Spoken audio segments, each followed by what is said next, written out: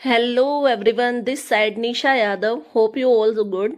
Welcome to my channel science classes. इसमें मैं आज आपको करा रही हूँ क्लास 10th का फिजिक्स का चैप्टर है जो इलेक्ट्रिसिटी, उसका हम एक सिंपल सा टॉपिक समझेंगे। सबसे पहले जो स्क्रीन पे आपको नजर भी आ रहा है, स्क्रीन पे जो नजर आ रहा है उसका नाम क्या है, इलेक्ट्रिक करंट। सबसे पहले हम बात करेंगे इलेक्ट्रिक करंट होता क्या है।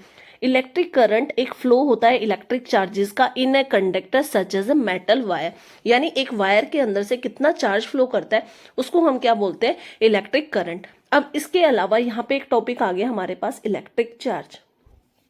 हमें पता करना, हमें एक्सप्लेन, हमें पता ये भी तो होना चाहिए ना कि इलेक्ट्रिक चार्जेस होते क्या है। तो मैं इसको आपको एक्सप्लेन करती हूँ। देखो, एक फ्लो चार्ट भी मैं एक्सप्लेन करूंगी।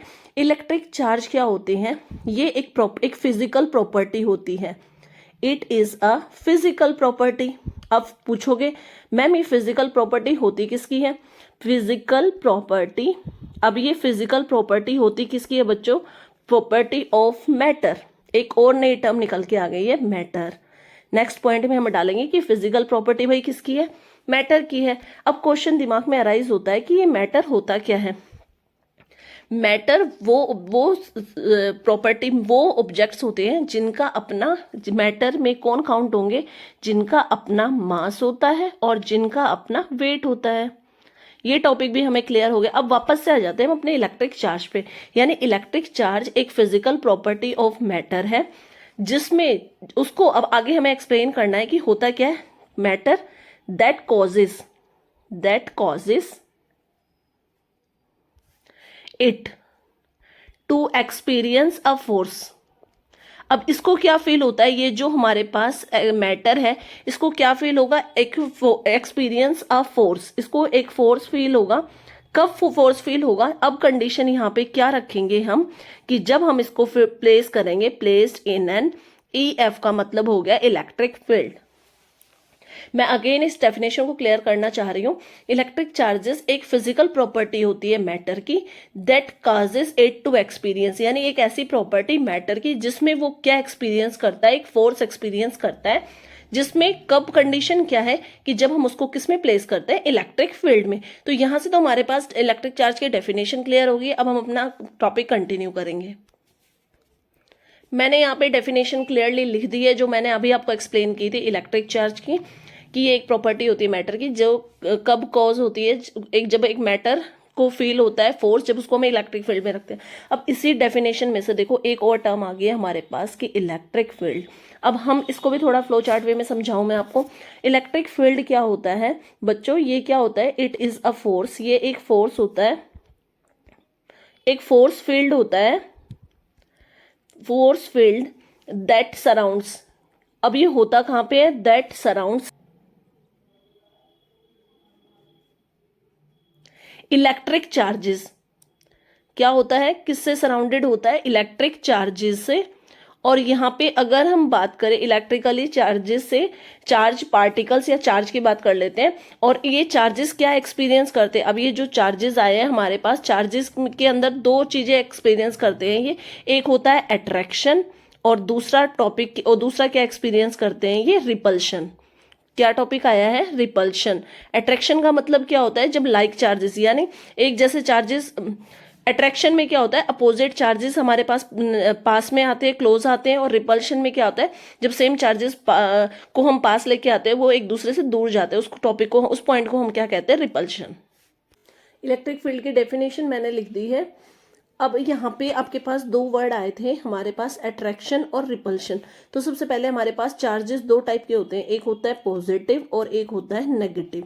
तो मैं आपको ये प्रॉपर्टी भी समझा देती हूँ। अट्रैक्शन कब होगी, जब अपोजिट चार्जेस पास आएंगे, यानी एक पॉजिटिव चार्ज पास में आएगा और दूसरा नेगेटिव चार्ज पास में आएगा। तो इसमें जो इन दोनों के अंदर जो फोर्स लगेगा वो फोर्स ऑफ अट्रैक्शन होगा। अब अगर बात करें रिपल्शन की, तो रिपल्शन में भी सेम होगा।